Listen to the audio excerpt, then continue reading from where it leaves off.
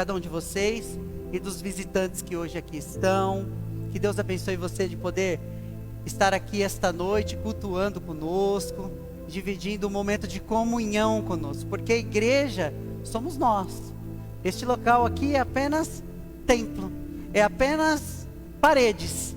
Se este local, a hora que nós formos embora daqui, fechar essa porta, este lugar não significa nada, porque a igreja e a noiva do Senhor são pessoas, somos nós reunidos em nome do Senhor Jesus. E hoje em dia tem se esfriado muito esse relacionamento. Hoje nós vemos muitas pessoas que frequentam um lugar, mas não são igreja. Porque a igreja é a comunhão entre os santos. A igreja é quando estamos reunidos e partilhamos desse momento, não só da comunhão, da palavra, do louvor e da mesa, como vamos fazer hoje. Hoje vamos partir o pão em memória de Jesus. Hoje vamos mais uma vez dividir aquele momento que Jesus estava com os seus discípulos, que muitas vezes, devido à religiosidade, devido à quantidade de pessoas, a religião industrializou esse momento. E eu glorifico a Deus por ainda conseguirmos, e que assim Ele permitir, não sei como, se esta comunidade crescer, que nós ainda consigamos partir o pão no final, porque foi isso que Ele disse: quando partirem o pão, quando beberem deste cálice, comerem deste pão, desta comunhão, façam isso em memória de mim. O que ele estava falando não era sobre tomar um cálicezinho de suco tangue de uva e um pedacinho de pão puma, mas sim sobre o símbolo da comunhão e do amor. Por isso que nós estamos reunidos aqui, muitas pessoas que você não conhece, e que ao longo da sua caminhada em Cristo aqui, nesta comunidade ou em outra comunidade, você vai criando laços. E esses laços vão trazendo a comunhão. Esses laços vão nos levando a nos aproximar um dos outros. Para quê? Porque a palavra diz que é bom que nós não andemos sozinhos, andamos em comunhão. Porque a hora que você cai, tem o outro ali para te levantar. E é isso que é lindo e extraordinário. É isso que o Senhor Jesus deseja para cada filho seu. É este momento de comunhão, este momento de estarmos aqui juntos e reunidos em nome do Senhor Jesus. Já louvamos ao Senhor, entregamos o louvor a Ele, já fomos abençoados através deste momento de dança, e agora vamos ouvir a palavra, porque a Bíblia nos ensina que a fé vem pelo ouvir a palavra de Deus. E hoje eu quero dar continuidade sobre o que eu preguei na semana passada, que é a imagem e conforme a semelhança, onde nós tivemos um pequeno parâmetro do que é a imagem, ser a imagem de Deus e os atributos de Deus na nossa vida. E hoje eu quero falar por que ser alguém melhor? Por quê? Você já parou para pensar? Por que é que você tem que ser alguém melhor? Fala, eu já estou bacana, eu sou legal, assim do jeito que eu sou, eu estou feliz. Eu acho que eu não preciso melhorar, está tudo bem, eu não faço mal para ninguém, eu tenho meu trabalho, tenho minha vida, eu tenho minha família, eu tenho alguns amigos e tá bom, tá ótimo. A pergunta é, por que ser alguém melhor? Teologia significa estudo sobre Deus. Olha que coisa mais louca, como a gente vai estudar sobre alguém que a gente nunca viu na vida? A gente tem um fragmento do que o Senhor é, que é a palavra, e a gente estuda essa palavra para tentar entender um pouquinho do que o Senhor Deus é, porque na verdade Ele não é alguém, Ele apenas é. Não tem como explicar Deus. Ninguém, tem um louvor que diz, ninguém explica Deus. E esse estudo, né, tradução de tel, que é Deus, e logia, estudo, faz a gente tentar mergulhar um pouquinho na palavra. E existe uma teologia sistemática. Eu quero que vocês prestem bastante atenção nisso. Repita comigo, teologia sistemática. Ok, talvez você já ouviu essa frase em algum lugar, mas passou assim, tipo, o que será teologia sistemática? Na verdade, o sistemática é quando a gente usa um raciocínio lógico, utilizando a palavra de Deus, percorrendo caminhos, capítulos e versículos, para chegar em uma conclusão, para criar uma ideia, para criar uma doutrina.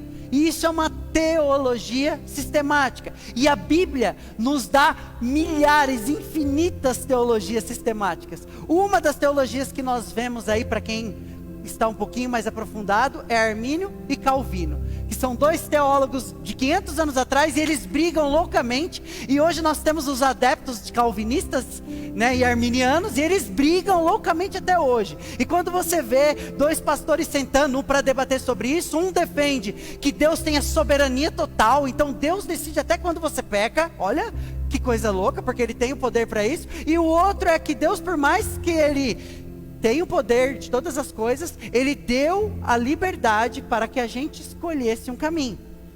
Ou seja, olhando por um lado, ou seja, a gente tem um poder de fazer o que a gente quer e Deus não manda em nada, Deus não coloca o dedo nisso.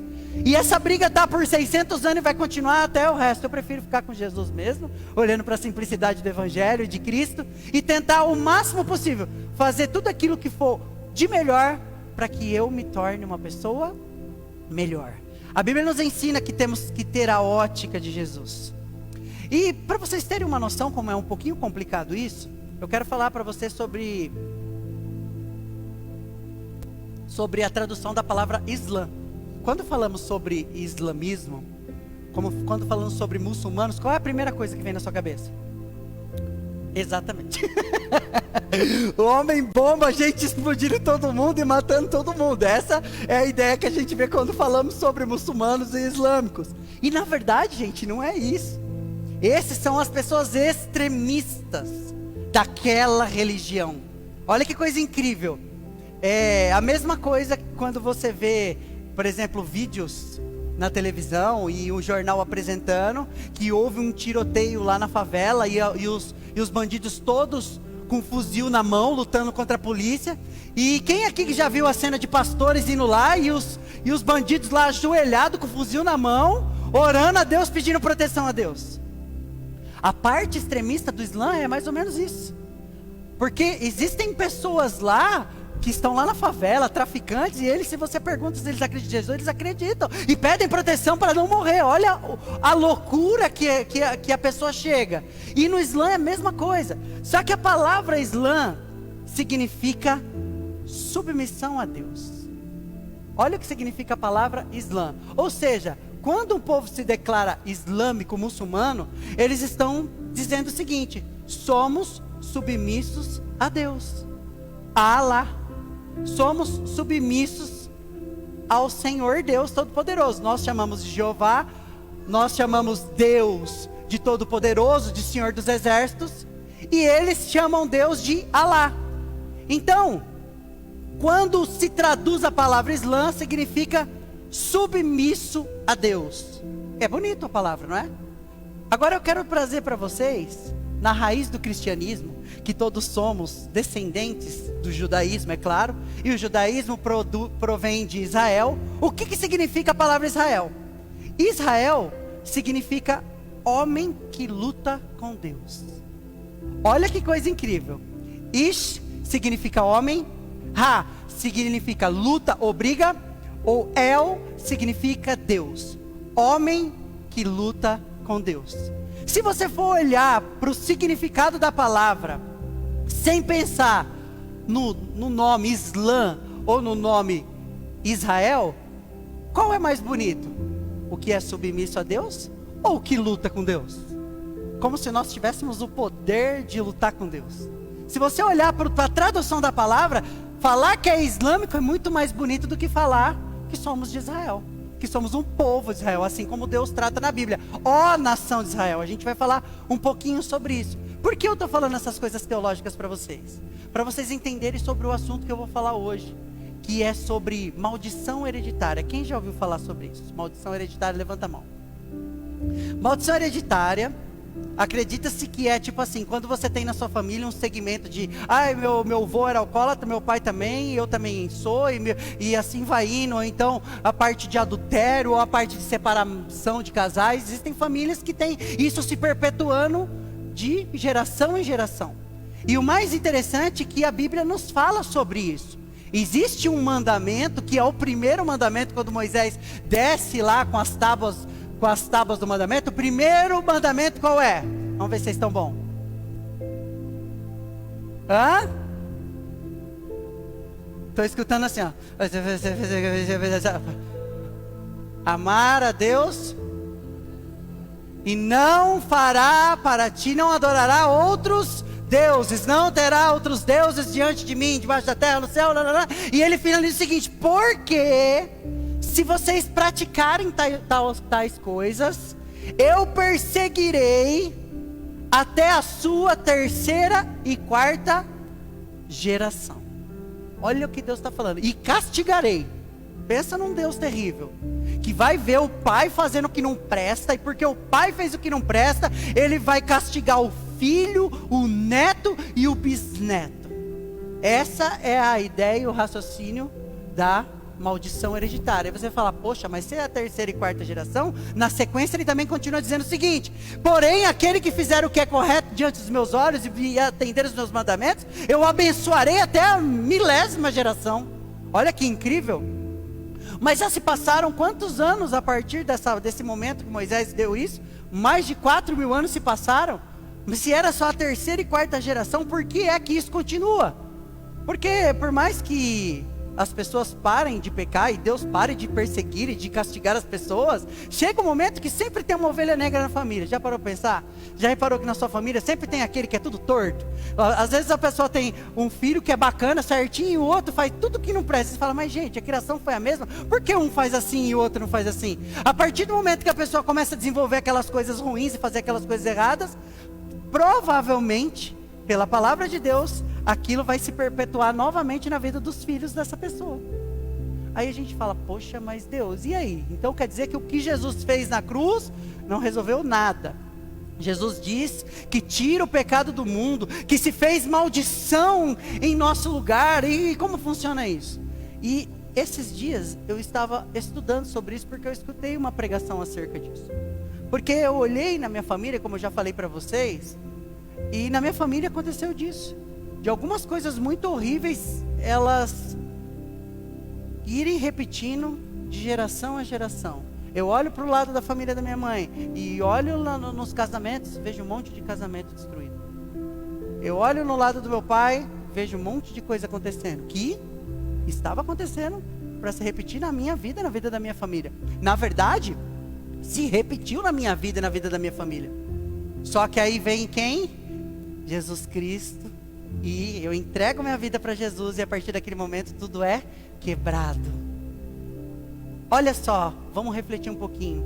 Quando a gente fala desse tipo de perseguição e desse tipo de coisa que acontece, primeira coisa que a gente poderia imaginar, então, a África. Por que a África é daquele jeito? Por que acontece tanta fome, tanta miséria naquele lugar? Por que as coisas se perpetuam? E a primeira coisa que a gente pergunta: mas a criança não tem pecado. A criança não tem culpa do que está acontecendo ali. É exatamente isso. Mas você já parou para pensar que as crianças que estão lá na África passando fome, necessidade, vivendo aquela vida terrível, a geração delas não acabou nessas crianças, não chegou lá nas crianças, morreu todas as crianças, acabou toda a população da África. Essas crianças, elas crescem, e depois que elas crescem, elas escolhem viver para o único que pode quebrar toda a maldição na vida de uma pessoa? Não. Elas continuam seguindo a cultura e a vida dos pais. Porque os pais são o que para os filhos? São espelhos. A Bíblia diz: ensina o teu filho no caminho que se deve andar. E quem não conhece a palavra e ensina o seu filho no caminho errado que não se deve andar? Você acha que a criança sabe disso? Não sabe. E aí a gente olha para aquele cenário e a gente pergunta: onde está Deus? A pergunta que nós temos que fazer é: aonde está as pessoas que não se voltam ao único que pode resolver os nossos problemas? Quando você está doente, é uma dorzinha de cabeça, você vai lá, pega um remedinho sem prescrição médica, um Anador, um dipirona, qualquer coisa, toma e a sua dor de cabeça passa. Só que aí passa uns momentos, um tempinho, a sua dor de cabeça continua e começa a doer muito. E aí já começa a não doer só a cabeça, começa a fazer, o que você faz? Você vai na onde? Pra onde você corre? O médico. Por quê? Você sabe que ali vai ter, eu preciso resolver esse problema, eu não posso continuar com essa dor. Você já reparou que existem pessoas na sua família que elas não querem saber de Deus? Porque eu até anotei para falar uma coisa aqui, fiquei pensando, Deus, vou falar isso não, mas eu vou falar. De verdade, gente, ninguém é retardado.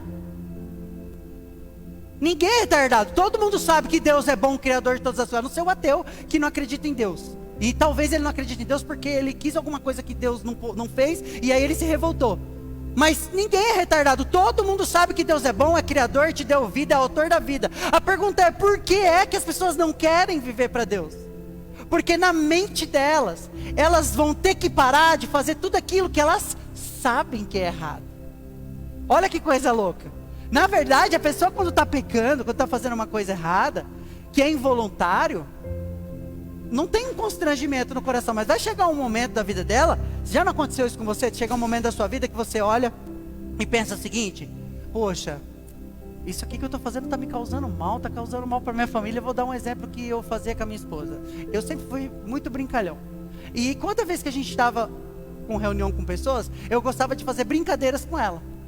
E essas brincadeiras era para fazer um momento engraçado. Só que essas brincadeiras que eu fazia constrangia ela.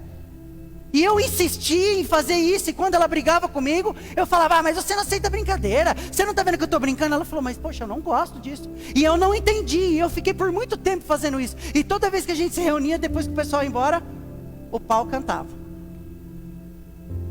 E eu apanhava. Porque, né?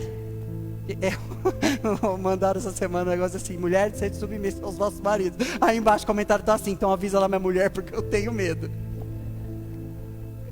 E tipo assim, chegou um momento que eu comecei a ver que aquilo que eu fazia estava sendo destrutivo. Olha só.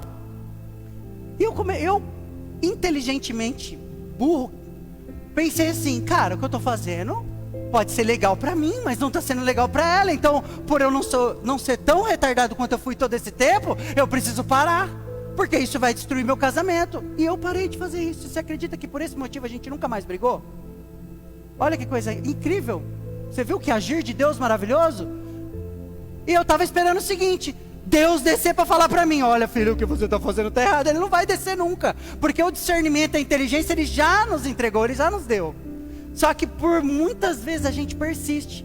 E aí tem momentos da nossa vida que a gente começa a analisar e pensar assim, poxa, isso que eu estou fazendo está me fazendo mal, está causando mal para fulano, está afetando gente, eu vou parar de fazer isso. Talvez você nem faça por mal, mas você precisa estar ali analisando, por que ser melhor? Para quanto mais Deus você coloca dentro do seu coração, mais Jesus você vive, quanto mais evangelho você coloca, automaticamente muito maior a facilidade do Espírito Santo constranger você do pecado. Porque o Paulo disse o seguinte, olha, cuidado com o que você faz, hein? Porque se o que você faz leva o teu irmão a pecar, não faz isso aí não. Aí fala, nossa, aí lascou, porque tem um monte de coisa que eu faço que o povo não gosta, aí eu vou ter que parar. Evita fazer isso na frente dos outros. Tem coisas que a gente vai ter que se policiar, porque isso fere coração de pessoas. E isso é se preocupar com o reino de Deus. Porque se existe tantas coisas boas para a gente fazer, por que a gente vai escolher justamente fazer aquilo que causa mal no próximo? Se quer fazer aquilo que não seja pecado e que causa mal no próximo, faça longe dele. Para que isso não cause algo no coração das pessoas. Porque, olha, para a gente construir um relacionamento com pessoas, criar um laço de amizade, um laço de confiança, isso leva, ó, tempo. Você já reparou que para destruir é 2 segundos? Aí tem aquele velho ditado que diz assim, depois que o cristal quebra, acabou. Olha, no meu caso, eu tenho uma facilidade muito grande em passar por um momento muito difícil com uma pessoa, e depois daquele momento resolvido, eu viver como se nunca aquilo tivesse acontecido. Eu tenho facilidade, mas tem gente que não tem essa facilidade, e que toda vez que ela olha para a cara do fulano, vem aquilo lá na cabeça dela, e isso impede ela de se relacionar intimamente como ela se relacionava antes. Eu já passei por situações na minha vida onde eu já coloquei pessoas do meu lado por 2 ou 3 vezes. Essa pessoa fez uma coisa errada, que não era uma coisa assim boba, era uma coisa grave. Passou-se o tempo, tudo se fez novo, acreditei eu, coloquei ela do meu lado e ela praticou o mesmo erro.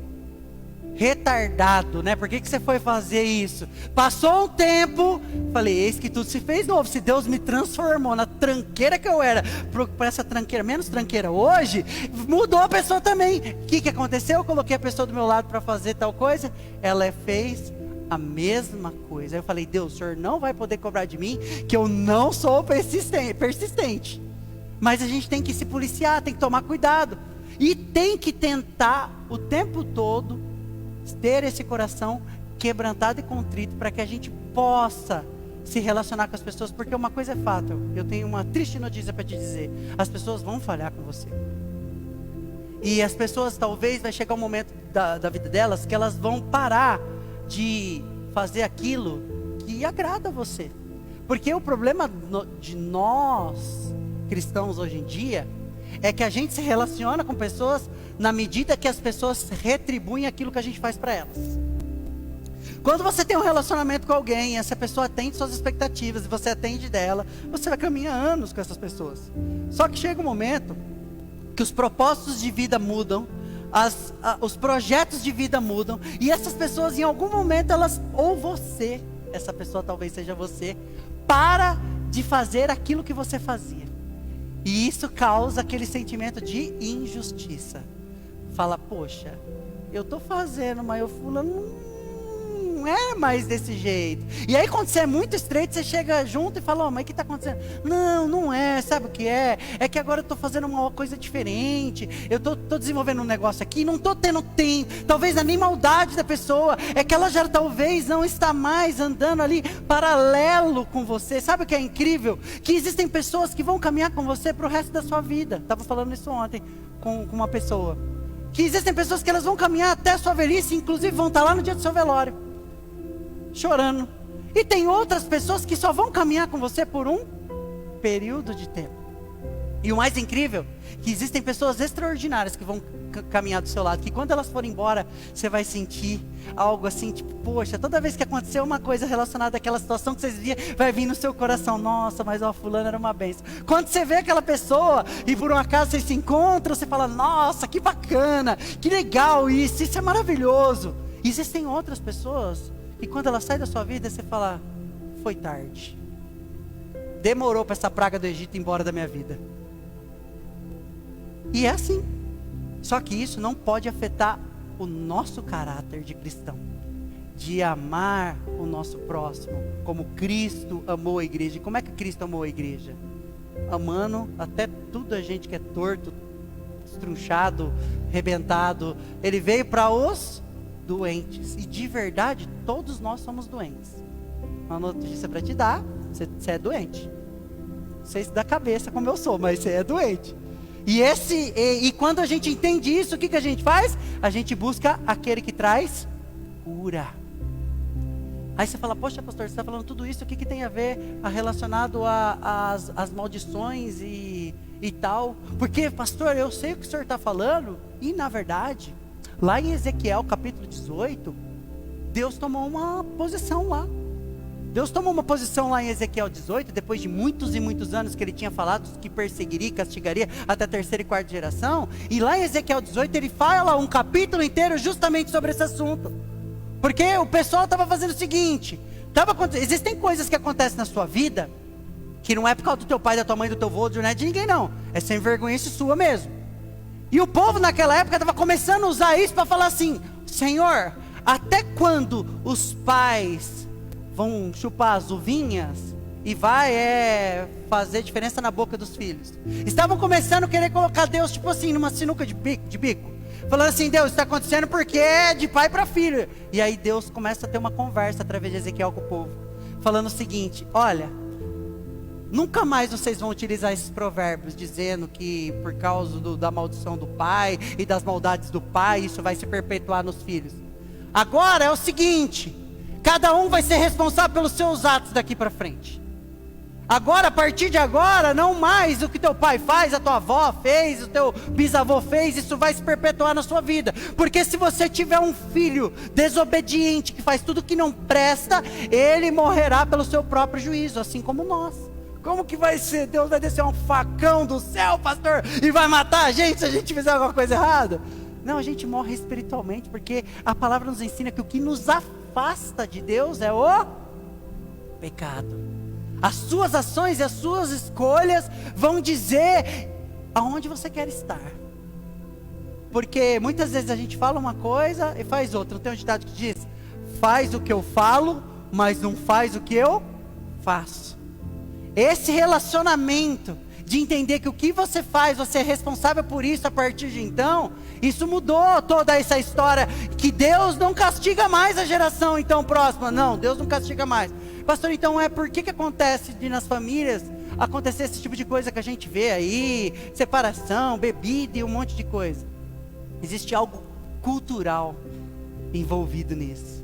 Existe algo que a gente derrama na vida das pessoas com a nossa própria existência, que muitas vezes está inserido no coração de um pai que não desenvolve, mas automaticamente o pai, talvez por não ter uma vida com Deus, não escolher uma vida com Jesus. Estou falando de dois âmbitos aqui, tá? Um de gente que não vive para Deus, diz que acredita em Deus, mas não vive para Deus, e os outros que são aqueles que falam: não, eu escolhi entregar a minha vida para Jesus, e através da palavra eu busco ser alguém que o Senhor olha e fala: olha, esse é meu filho amado, de qual eu tenho prazer, assim como Deus falou de Jesus. É óbvio que Deus falou isso de Jesus pela perfeição de Jesus, mas a palavra diz que sem fé é impossível agradar a Deus. Olha o termo usado, agradar. Significa então que diante da tua conduta, de alguma forma você vai agradar a Deus através da sua fé. E o que a sua fé diz para você fazer? Para você fazer o que é reto diante dos olhos do Senhor, ser conduzido pelo Espírito Santo de Deus. Então, para quem não vive para Jesus, existem coisas que vão sendo influenciadas na vida dos filhos. E eu olho para a minha geração, praticamente ninguém, talvez até se eles escutassem isso, eles vão falar: olha só, o cara está falando que eu não tenho Deus. Mas você já conversou com pessoas que não vivem para Deus? Pergunta para elas se ela tem fé, o que elas respondem? Eu tenho muita fé em Deus. E quais os frutos? Não, eu só tenho fé em Deus porque eu quero de alguma forma ir para o céu. Ela só quer Jesus, só quer Deus como Salvador da vida dela, não quer Jesus como Senhor da vida dela. E todo mundo que se diz cristão diz que tem fé em Deus, mas a palavra diz que a árvore você conhecerá pelos frutos. Você olha para uma pessoa que gera frutos, você sabe aonde que ela está ligada. Jesus disse que aquele que estiver ligado em mim e não gerar frutos, será o quê? Cortado e lançado fora. O machado está posto à raiz, e vai ser limpado tudo, e vai ser lançado. O que ele está falando ali? Cara, se você não vive para mim, não adianta você querer falar que você tem fé em mim se você não vive para mim. Você vai estar perpetuando algo na sua vida de qual você nem conhece no final das contas. Então por que ser alguém melhor? Porque tudo que você faz reflete na vida de alguém. Tudo que nós pais fazemos reflete na vida diretamente dos nossos filhos. Porque olha só, até a gente cuidando dos nossos filhos, tem filhos que ainda assim se perdem no meio do caminho. Porque até um momento de entendimento do seu filho, que ele anda com você ali, que ele está debaixo da sua tutela, aquela história que o pai diz: enquanto você morar no meu teto, comer da minha comida, você vai fazer o que eu falo. E depois que ele não morar mais debaixo do seu teto e não comer mais da sua comida, como é que você vai conduzir isso? Meu pai sempre disse para mim, meu pai consertava os meus erros na porrada. Eu tento evitar esse tipo de coisa hoje em dia, só se foi muito último caso de necessidade, né? Mas meu pai sempre disse que o talo você só enverga quando ele está verde, porque depois que ele estiver maduro, se você for querer envergar, ele quebra. Então nós precisamos ter a consciência de que somos cristãos e que temos que realmente exalar esse bom perfume e andar no centro da vontade de Deus, que é boa, agradável e perfeita, para que tudo aquilo quanto façamos venha a ser fonte de inspiração na vida daqueles que estão próximos de nós. E isso vale não só para a sua família, mas vale para as pessoas que andam com você no seu âmbito religioso, do seu trabalho, não importa qual seja. Você já conheceu alguém que é crente 007? Quando o cara fala que é crente, você fala: ah, sério? Eu sou lá daquela igreja lá, irmão, foi desde berço. Rapaz, mas você nunca ouviu você falar de Jesus na vida, inclusive as pessoas... Não fala, né? Você pensa só, né? Você olha por dentro disso aqui e fala, mas que miserável, o cara faz um monte de coisa errada. Olha, como que ele... E o cara diz que é cristão de berço, o cara diz que é cristão, que vive a vida toda com Jesus, e ele acredita naquilo. Só que ele não consegue, de certa forma, ter essa compreensão de que por que temos que ser melhor a cada dia. É incrível isso, sabe? Essa passagem de Ezequiel nos leva a entender que realmente somos totalmente responsáveis pelo que fazemos. Por mais que Jesus fez na cruz, nos redimiu dos nossos pecados, para que nós possamos herdar a vida eterna, para que nós possamos através da fé nos aproximar de Deus e viver para Deus, mas isso não nos isenta de sermos pessoas que deixam um legado para o nosso próximo, sabe? Só tem uma maneira de você não deixar o inimigo agir na sua vida. Às vezes você que já frequenta a igreja há alguns anos, já ouviu falar sobre legalidade, né? As igrejas muitas vezes usam isso, na verdade, para amedrontar as pessoas. Olha, o inimigo só toca na sua vida por legalidade. Talvez você vai lá conversar com o seu pastor ou com alguém que vai te instruir, e a pessoa fala assim, provavelmente, irmão, isso está acontecendo na sua vida porque você está dando uma brecha para Satanás. Você está abrindo uma porta para Satanás entrar e destruir a sua vida. Isso é óbvio que não deixa de ser uma verdade. Porém, a vida do cristão, aí você vai falar, poxa pastor, mas quem é que não tem pecado? Todos nós somos pecadores. A diferença aqui na vida do cristão, que escolhe viver para Jesus, quando você peca, o seu pecado é involuntário. Como assim? Não é uma prática de pecado. Repara na vida de quem não vive para Deus, não entende do evangelho, não entende das coisas do Senhor. Ela está praticando o negócio e ela não para de praticar aquilo. Ela sabe que é errado. O cara está em adultério, está traindo a esposa dele, e ele não para. Ele sabe que está errado, ele faz escondido porque ele sabe que é errado, e ele não para de fazer aquilo. Por quê?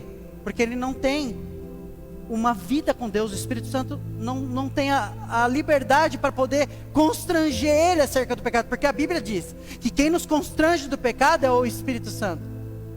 Agora, na vida do cristão, qual é a nossa mentalidade? Quando você erra, automaticamente você fala, pequei. E agora? Agora é pedir perdão, se arrepender, porque ele diz, aquele que se arrepende dos seus pecados, ele é justo para perdoar os nossos pecados. Levantar, porque quando a gente peca a gente cai, e ele estende a mão, ele está com a mão estendida na verdade o tempo todo. Levantar e seguir, e olhar e falar, Deus, me ajuda, porque eu não quero mais viver isso aqui, eu não quero mais viver esse tipo de coisa. Por quê? Porque eu sou espelho, eu sou reflexo para a vida da minha família, dos meus filhos. Você já reparou, eu não sei, tirando as pessoas que são convertidas de berço, quando você começa a buscar uma vida com Deus, começa a frequentar uma igreja, aqueles que não seguem a mesma coisa que você, e se você tem uma certa liberdade, eles falam, agora você não é evangélico? Que nem a Valentina, quando era pequena, chegou para minha mãe e falou, ô vó, você sabia que a senhora não vai para o céu? Você vai para o inferno. Por quê? Porque você não é evangélica. Essa mentalidade. E aí tem outro lado, às vezes quando eu e a Vanessa geralmente nós estamos lá, eu e a Vanessa nós temos um jeito muito louco. Quem às vezes está perto de nós, a gente discute o negócio ali, a pessoa fica assim, ó. Teve um dia que o Fabinho estava lá em casa e nós discutimos um assunto, ele ficou branco, travado assim, e aí daqui a pouco nós já estava dando risada, ele, como assim?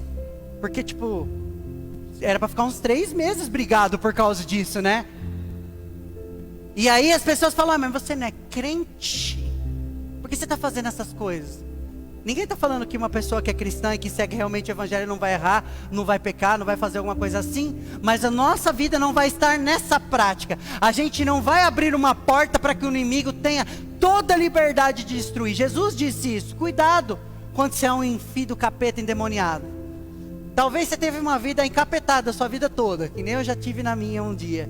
E aí ele fala assim, ó, cuidado, porque quando você tiver um encontro ali comigo e tal, e aí esses demônios foram expulsos da sua vida, e a sua casa vai estar ali preparada, esse demônio sai e fica vagando. Ele fica procurando lugar para descansar, mas ele não encontra lugar. Aí o que ele faz? Ele fala, ó, eu vou voltar lá naquela casa, quem sabe, né? O Zé Mané daquela casa já não praticou alguma coisa e a casa está preparada. E ele volta e encontra a sua casa vazia. Aí ele fala, é aqui que eu vou voltar. Só que ele não entra para dentro da casa. Jesus disse que ele volta para fora, busca 7 demônios piores do que ele e volta a morar lá dentro daquela casa. É por isso que você vê pessoas que se perpetuam, que às vezes elas estão na vida de droga, de alcoolismo, e a pessoa, ela levanta, fica bem um tempo, daqui a pouco ela cai, e ela fica pior, numa situação terrível, porque isso vai gerando um ciclo. E só uma vida com Cristo, só uma entrega pode realmente quebrar e tirar e dar forças para que essa pessoa saia dessa vida terrível. Porque além dessa vida terrível que ela tem espiritual, tem a vida física também, porque a droga e a bebida causam o quê? Uma dependência física. São 2 processos. Tem muito crente que acha que assim, ele foi lá na igreja, nós orou, expulsou o demônio, ele caiu, estribuchou e está liberto em nome de Jesus. Aleluia! Beleza, no outro dia o cara está bêbado de novo. E aí? Por quê? Porque há um processo espiritual e há um processo físico. Quem já passou pelo vício de droga sabe o que eu estou falando. Nós temos pessoas que andaram no nosso meio que viveram 25 anos no crack. Moravam na rua, comiam comida do lixo. E por diversas vezes foram à igreja, foram em tudo. E não mudava, ficava um tempo bem, daqui a pouco caía de novo, voltava pior ao que era. Só que teve um dia que a pessoa teve um encontro, de uma certa forma, com a morte. Olha só como é que Deus age. Teve um encontro com a morte, perto a perto. E aquele momento ela falou, se a partir de hoje eu não mudar, se a partir de agora eu não parar, eu sei que o que me espera é a morte. E Ezequiel 18 fala sobre isso. Sobre essa morte. Muitas vezes a gente vai ter uma morte espiritual quando a gente vive para o pecado. Só que muitas vezes existe morte física. Existem situações que a gente abre na nossa vida, que o inimigo entra e faz um rebuliço.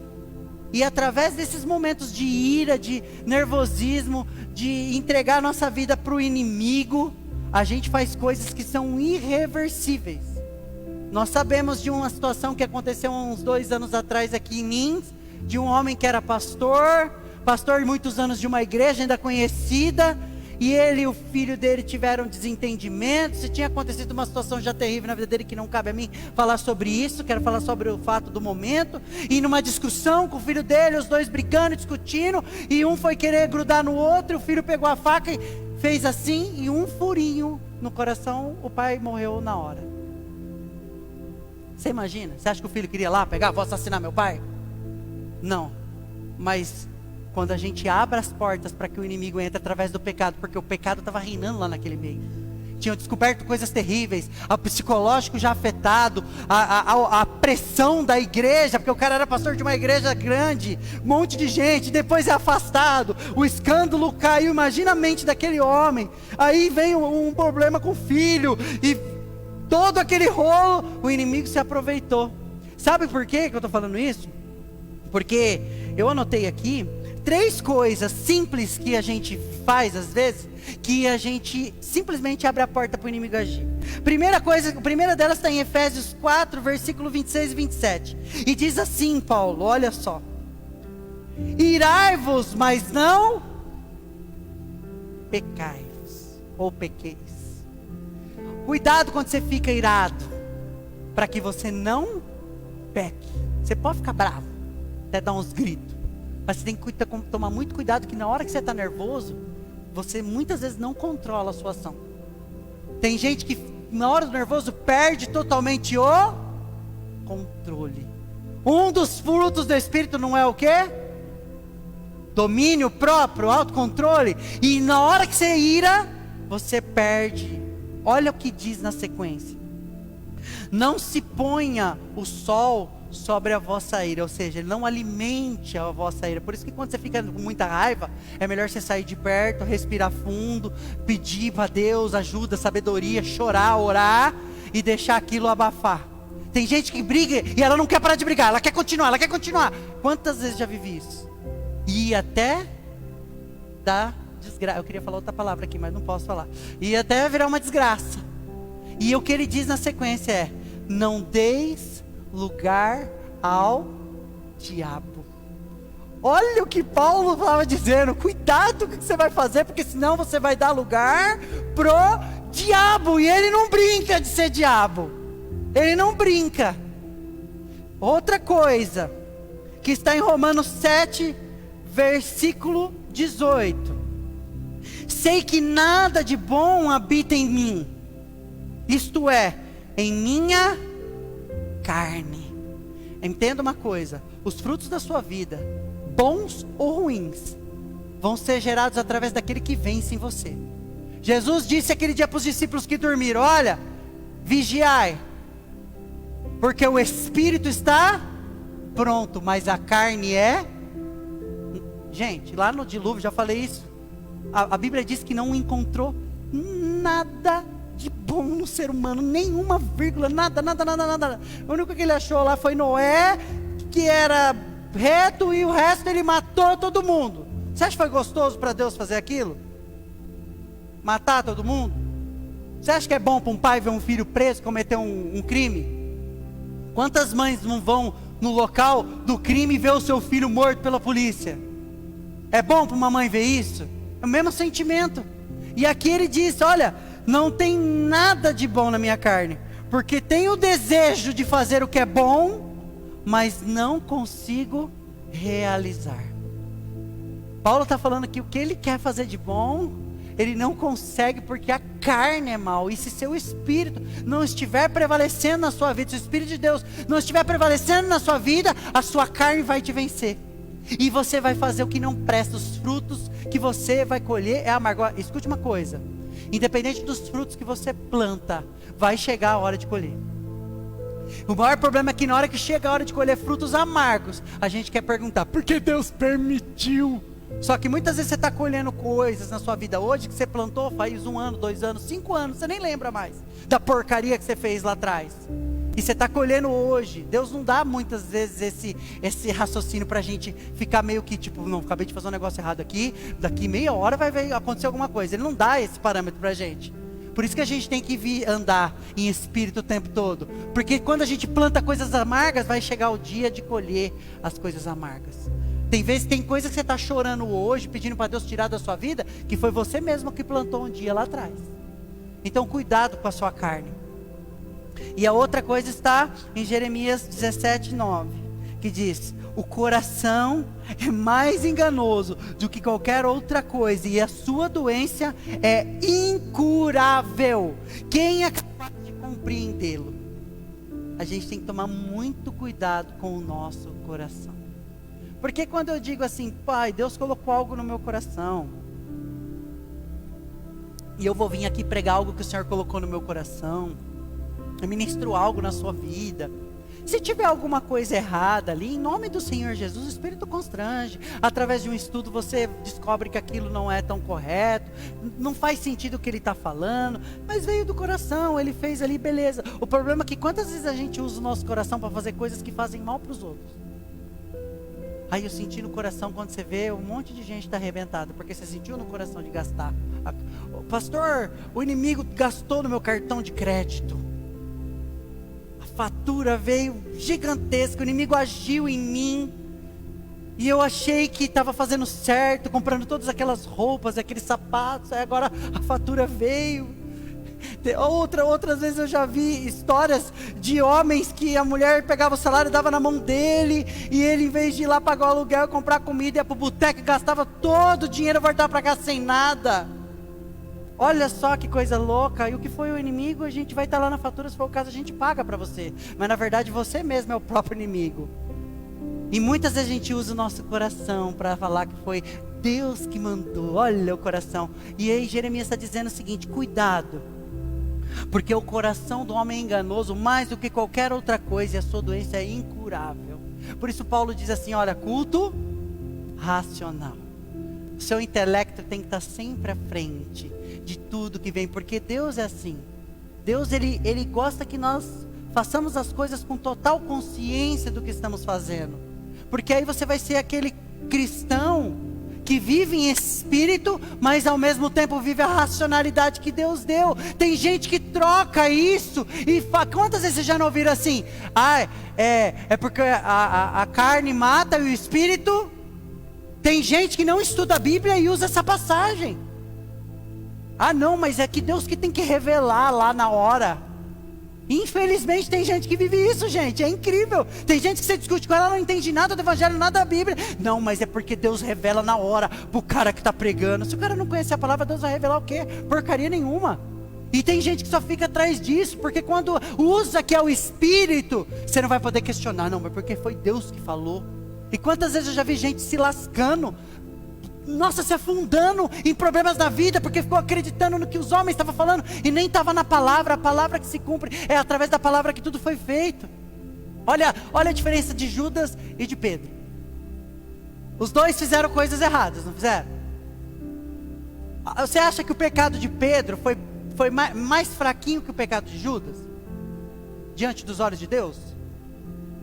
Pecado, irmão, pecado é pecado. Ninguém entra no céu com pecado. Por isso que é o sangue que nos lava. Você podia fazer tudo certinho, sua vida toda, tudo direitinho, chegasse lá na porta do céu. Se o Pedrão fosse que estivesse na porta, né, que eles falam que Pedro, que é o porteiro, ia falar: irmão, você não pode entrar, você não tem o green card celestial para entrar aqui dentro, então não tem como você entrar. Não, mas eu fiz tudo certinho. Não, pecado já está inserido em você. É o sangue derramado que faz você entrar aqui.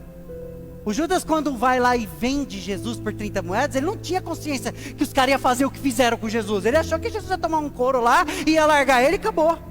Quando ele viu a porcaria que ele tinha feito, o que ele fez? Voltou lá com as moedas, jogou as moedas e falou: olha aqui, ó, não quero essa porcaria não. Ele ficou desesperado. Só que aí Judas teve o quê? Arrependimento ou remorso? Remorso, sabe o que é remorso? Remorso é um sentimento que você tem preocupado com o que todo mundo vai achar. Aí você fica com aquilo te comendo dentro de você: mas e agora? O que o fulano vai? Porque, meu Deus, não tem preocupação com Deus. A diferença do remorso para o arrependimento é que o arrependimento é quando a gente está desesperadamente preocupado com o que Deus vai estar pensando, ou o que vai acontecer com a nossa vida a partir daquele momento que a gente errou. Então a gente não está preocupado, é óbvio, com as pessoas, mas está preocupado em: Deus me perdoa, que foi o que Davi fez. Senhor, não retires de mim o teu Espírito. Olha a diferença de duas pessoas que poderiam, de uma certa forma, Judas poderia ter se arrependido, se prostrado e ter se jogado aos pés e falado: me perdoa. Você acha que Jesus não ia perdoar ele? Claro que ia, gente, porque não há, o único pecado que não tem perdão é contra o Espírito Santo. E na verdade a gente nem sabe como pecar contra o Espírito Santo. Se eu perguntar para você: o que é pecado contra o Espírito Santo? Você vai falar: vixe, difícil, hein?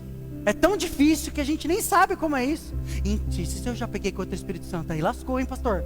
Pode ficar tranquilo, filho, que para você pecar contra o Espírito Santo, você vai ter que desenvolver muito. Vai ter que desenvolver muita coisa para você conseguir pecar contra o Espírito Santo. Sabe, gente, por que termos uma vida melhor? Porque as ruins deixam feridas no nosso próximo. Quando você entrega a sua vida a Deus, e você vai servir a Deus e viver o Evangelho de Jesus Cristo, é como se o telhado em cima de você das trevas se abrisse. E vamos supor que você está numa casa com um monte de gente, e esse monte de gente não quer viver para Deus, não está nem aí para Jesus, nem para a igreja, nem para nada, não quer nada disso, quer só seguir a vida. E você é o único que vai lá, né? Você é o único que foi lá. É como se abrisse, esse telhado de trevas se abrisse, e a luz de Deus repousasse sobre a sua cabeça. Você concorda que um lugar escuro, quando você apaga todas as luzes em um lugar totalmente escuro, e uma luzinha só brilha no lugar, ela pode não fazer foco na cabeça da pessoa que está do seu lado, mas ela já dá uma direção para a pessoa? Faz o teste aí, Vinícius, apaga todas as luzes. Olha só, um pouquinho de luz que tem ali, eu consigo daqui ver o rosto de cada um de vocês. Se a gente apagar esse telão, eu não vou enxergar aqui. Acende essa daqui agora. Olha como que muda. Se a luz de Cristo está em mim, automaticamente, Por mais que essa luz não venha em cima da cabeça de vocês, de alguma forma, ela está clareando aí aonde você não enxergava o chão e agora você já consegue enxergar um caminho. Pode ligar, filho. E é isso. O problema é que muitas vezes a gente quer ir para Jesus hoje e amanhã, que todo mundo venha sentir essa luz alcançando elas. Você não precisa se preocupar. O seu papel é estar debaixo dessa luz. O seu papel é justamente viver como está em Mateus 5,14, dizendo: seja luz do mundo. Não se coloca uma lâmpada debaixo de um balde, Jesus disse. Você já viu alguém que vai lá, compra uma lâmpada e liga ela e coloca um balde em cima? Jesus, olha só a explicação de Jesus. Por que ele explicou desse jeito? Porque era perigoso a gente fazer isso. Vou comprar uma luz forte só para mim e vou esconder essa luz debaixo, só eu vou poder ver essa luz. Ele fala: não, pelo contrário, a luz tem que ficar num lugar visível, porque ela vai iluminar todas as pessoas. Aí seguindo um pouquinho, ele diz assim: e vocês sejam sal da terra, porque o sal serve para dar o quê? Sabor. E se você for colocar muito sal na comida, estraga a comida. Se tiver pouco sal, a comida fica sem sabor. Tem que ter o quê? Um equilíbrio. Por isso que você não pode ser um crente chato. Já viu aquelas pessoas que se tornam crente, ela fica chata, insuportável, que quando ela está no lugar, você fala: ixi, eu nem vou lá, cara, porque nem eu que sou cristão suporto o cara de tão chato que ele é, porque ele fica muito chato. Não porque ele está cheio de Jesus, é porque a religião está tão nele, que ele tem a necessidade de falar que tudo que ele faz é certo e o que os outros fazem é errado. A gente tem que ter o quê? Um equilíbrio. Porque quando você é uma pessoa que dá sabor na vida das outras, você pode ter certeza que vai estar cheio de gente rodeada em volta de você sempre. Ô, fulano vai estar lá? Tem alguém que você conhece que é assim? Quando vocês combinam de um negócio, o fulano vai estar lá? Tem, nossa, da hora, ele é bacana, hein? Gostoso estar lá com ele. E já tem pessoas que você conhece que você fala assim: vamos lá naquele negócio. Mas o fulano vai estar lá? Vai. Aí acho que eu não vou não, viu? Pensou que triste você ser desse jeito? E outra coisa que nós temos que ser, que está em Mateus 13:33, é fermento. Há uma passagem que Jesus usa o fermento para o lado ruim, para não fermentar da maneira errada. Mas o mais incrível do fermento é que quando você mistura ele com a farinha e ele entra em ação, ele faz toda a massa crescer. E é essa luz de Cristo que tem que estar em nós. Que esse evangelho vai ser derramado. Assim como ele falou para a mulher samaritana: aquele que beber da minha água, além de nunca mais ter sede, vai ser uma fonte de água viva a jorrar. Você quer ser essa fonte de água viva? Amém? Glória a Deus. Quero fazer uma pergunta para vocês. Que herança vocês vão deixar para sua família e para os seus conhecidos? Qual é a herança que você vai deixar? Pastor, trabalhei pra caramba a vida toda, vou deixar um monte de dinheiro. Legal, o povo vai se matar por causa desse dinheiro lá depois. Quando gente rica, muita rica morre, depois a família se mata por causa do dinheiro. E herança é algo que a gente não trabalhou para receber. Você concorda? Você já viu alguém reclamar assim, falando: nossa, minha tiazinha avó morreu e deixou um testamento e eu na herança sou o único, e ela deixou um monte de casa, um monte de dinheiro, Já viu alguém falar assim: nossa, tô bravo, não queria receber isso? Ninguém fala, né? Quando é coisa boa, todo mundo quer. O problema é que as coisas ruins nós também deixamos de herança. Se você for um pai ruim, você vai deixar essa herança para os seus filhos. Se você for uma pessoa desonesta, você vai deixar essa herança de desonestidade em todas as pessoas que te conhecem. Se você for uma pessoa maligna, maldosa, como a Bíblia diz, que tem os olhos maus, você vai deixar. Você conhece aquela, geralmente o pessoal fala, aquelas velhas que seca pé de pimenteira quando vai na sua casa? Você põe um pé de pimenta lá, quando ela vai embora o pé está seco. Tem gente que é assim. Que herança que você vai deixar? Que legado que você vai deixar? O que você tem que deixar é uma herança, um legado, onde a traça e a ferrugem não comem. É uma herança de tesouros no alto. Porque amanhã ou depois, a gente vai ser só um retratozinho assim, ó, lá na estante. Na época que nós vivemos, você vai ser só uma fotinho lá no álbum do Facebook, que uma vez por ano vai vir uma lembrança. E depois de um certo tempo, nem isso mais. Que nós venhamos deixar um legado, como muitos homens de Deus aí têm deixado. Tem gente que não apareceu em evidência, mas quando fala no nome daquela pessoa, você fala, aquele era um homem e uma mulher de Deus. Eu tenho pessoas assim que eu convivi, que eu sei que eram homens e mulheres de Deus. E eu acho que é por isso que devemos ser pessoas melhores a cada dia. Porque a gente precisa deixar heranças.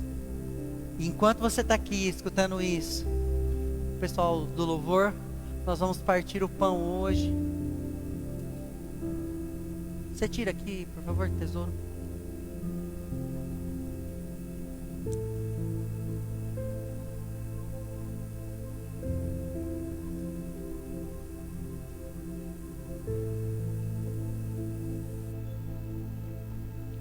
Não há herança maior do que a que Cristo deixou, que foi a herança que Ele teve, que Ele nos deixou lá na cruz do Calvário. Se coloca de pé em nome de Jesus.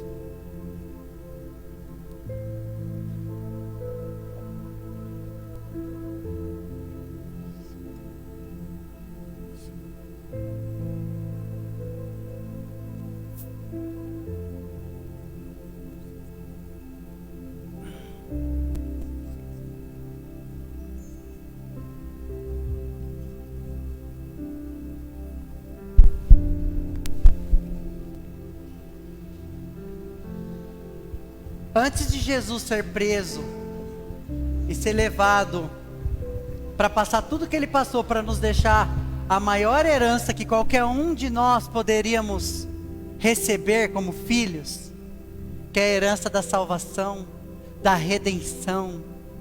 Se você quiser parar o fundo, Vinícius, que o Erdo vai fazendo um fundo ali. Tá alto? Abaixa meu microfone no 103.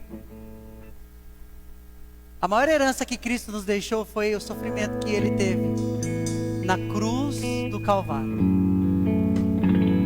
E algumas horas antes dele ir para aquele momento terrível, para nos deixar essa herança, Ele se reuniu com os discípulos numa festa, que era a festa da Páscoa.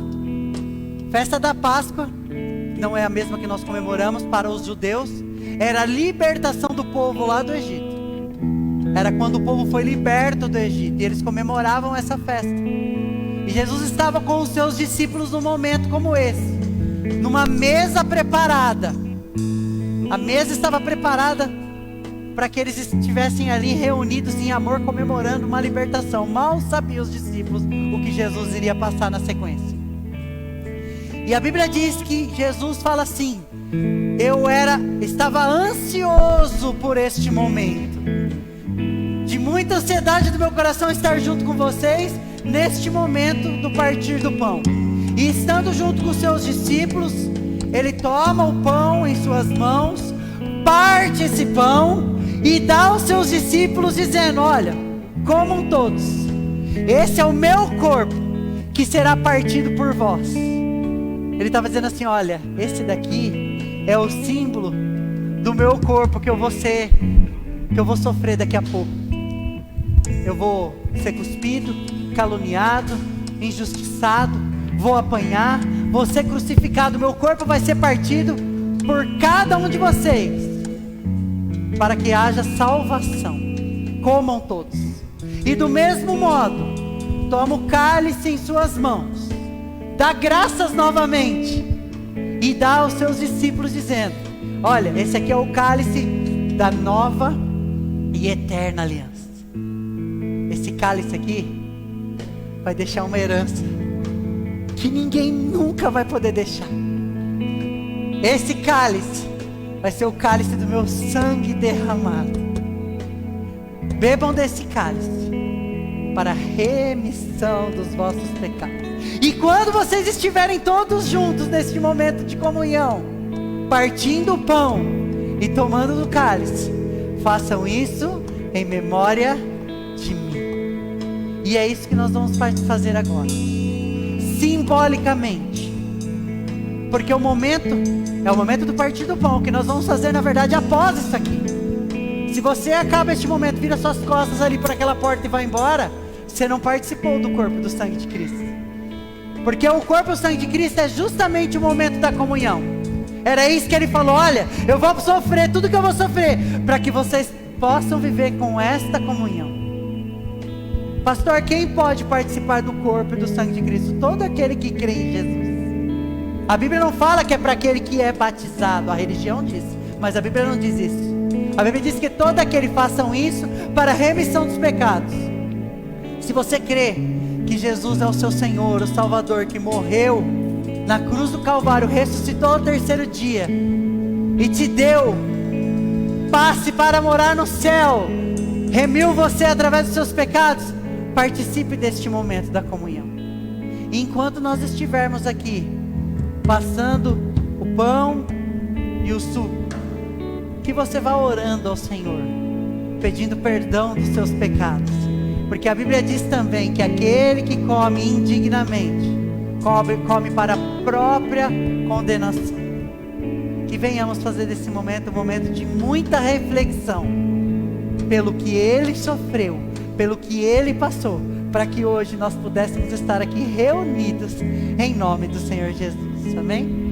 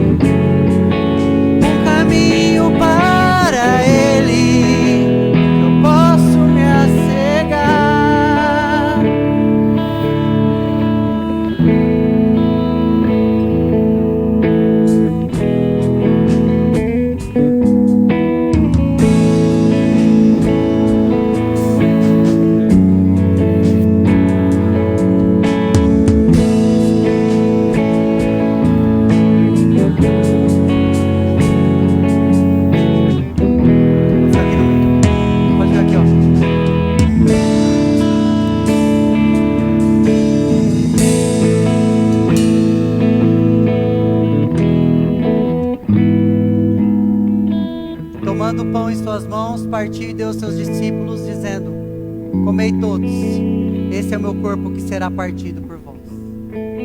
E tomando o cálice em suas mãos, deu graças novamente e disse: esse é o sangue da nova e eterna aliança, o sangue que será derramado por vós e por todos para a remissão do pecado. Façam isso em memória de mim.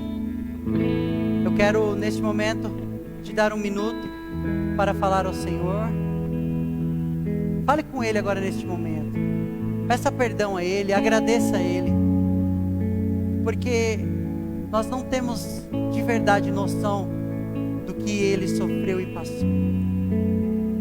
Relato que nós ouvimos no culto passado, daquele do vinagre, deixou as minhas estruturas abaladas, de saber a vergonha que Jesus passou, para que nós pudéssemos ter vida e vida com abundância.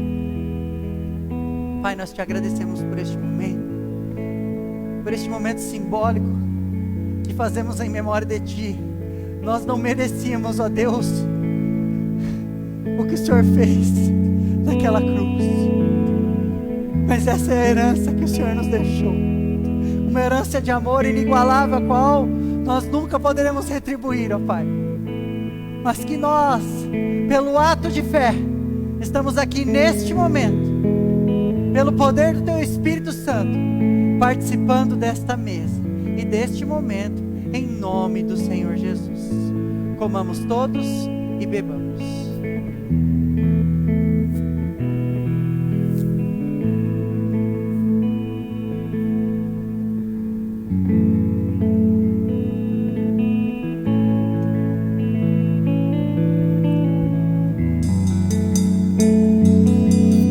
Pode se ajoelhar, pode tirar um minuto com o Senhor.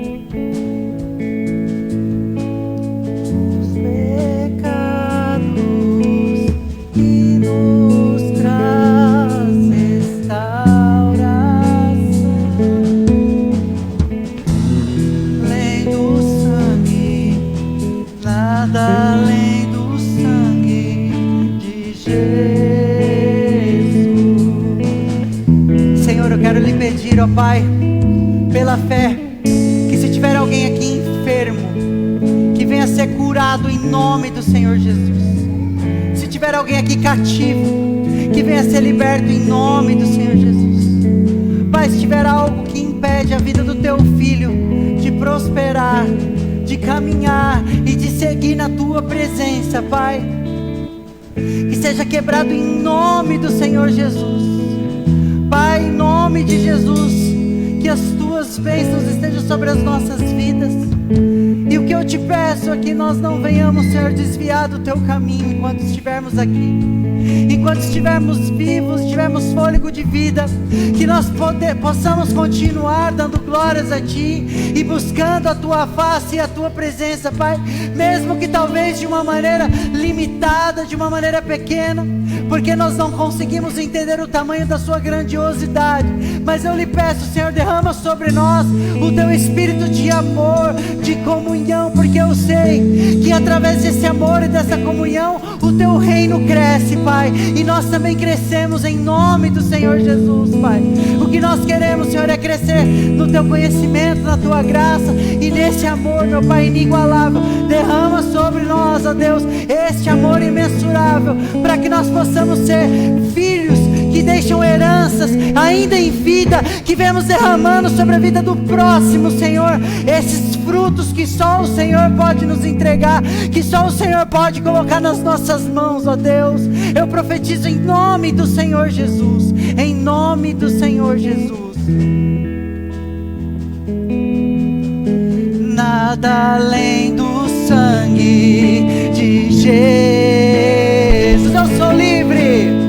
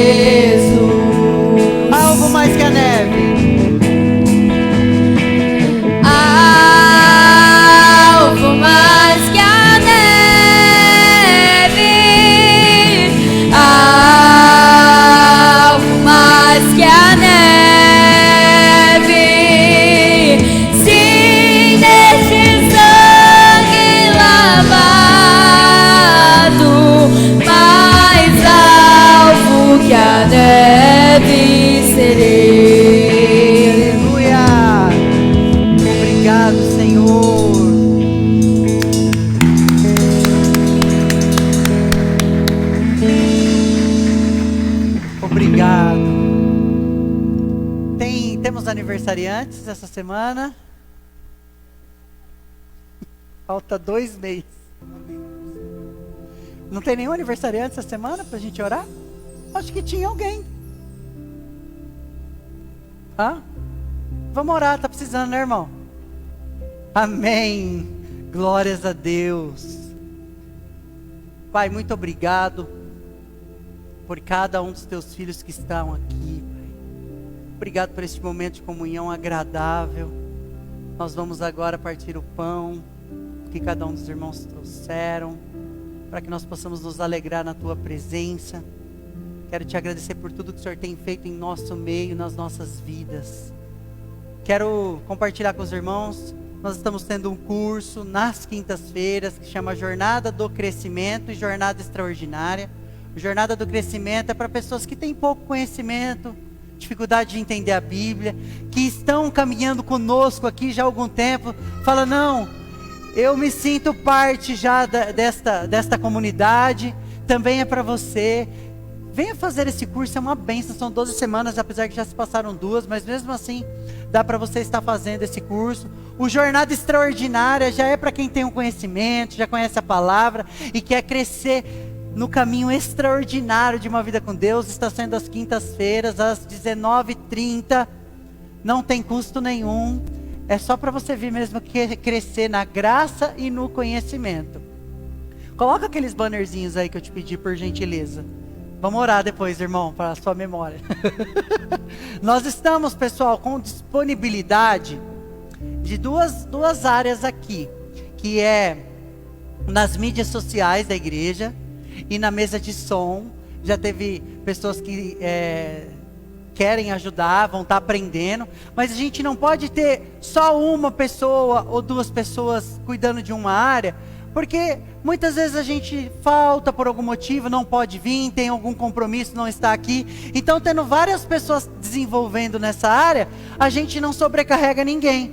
Então, você que gosta dessa área, das mídias sociais, para estar cuidando da parte do Facebook da igreja, postando os vídeos, os comunicados, fazendo banners, tem facilidade nisso, nós estamos com essa disponibilidade para estar participando. E também para estar ajudando na mesa de som, nos slides, aqui na câmera, porque graças a Deus a gente transmite ao vivo. É muito incrível. Vocês talvez não vejam, porque só o administrador da página pode ver.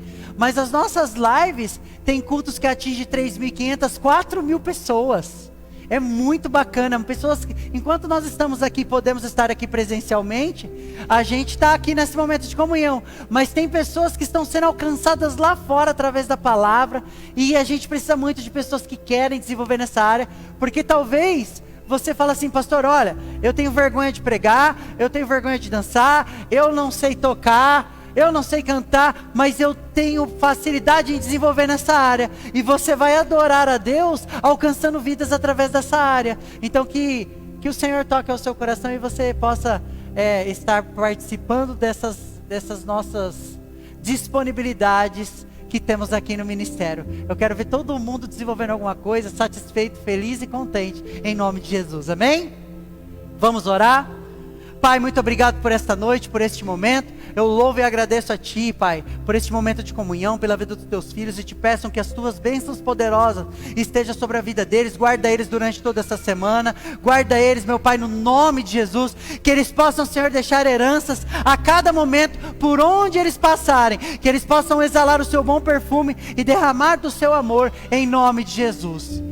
Que a graça, a paz e a consolação do nosso querido e amado Espírito Santo de Deus venha estar conosco hoje todo sempre. Amém. Deus abençoe em nome de Jesus.